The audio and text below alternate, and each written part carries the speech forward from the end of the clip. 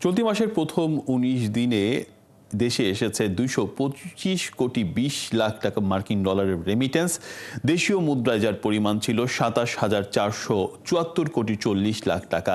এই হিসাবে প্রতিদিন গড়ে দেশে এসেছে ১১ কোটি ৮৫ লাখ ডলার রেমিটেন্স। বৃহস্পতিবার বাংলাদেশ ব্যাংক প্রকাশিত হালনাগাদ প্রতিবেদনে এসব তথ্য উঠে এসেছে। মার্চের প্রথম ১৯ দিনে দেশে এসেছে ২২৫ কোটি ২০ লাখ মার্কিন ডলার রেমিটেন্স, আর গত বছরের একই সময়ে এসেছিল ১২৬ কোটি ২০ লাখ টাকা।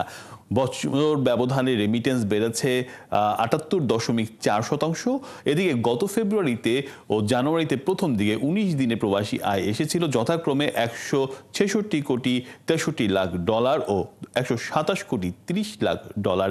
এই হিসেবে মার্চের ব্যবধানে রেমিটেন্স প্রবাহ বেড়েছে। শুধু ১৯ মার্চ একই দিনে রেমিটেন্স এসেছে ১৩ কোটি ২০ লাখ মার্কিন ডলার। সংশ্লিষ্টরা বলছেন, ঈদকে সামনে রেখে দেশের স্বজনদের কাছে বিপুল পরিমাণে অর্থ পাঠাচ্ছে প্রবাসীরা।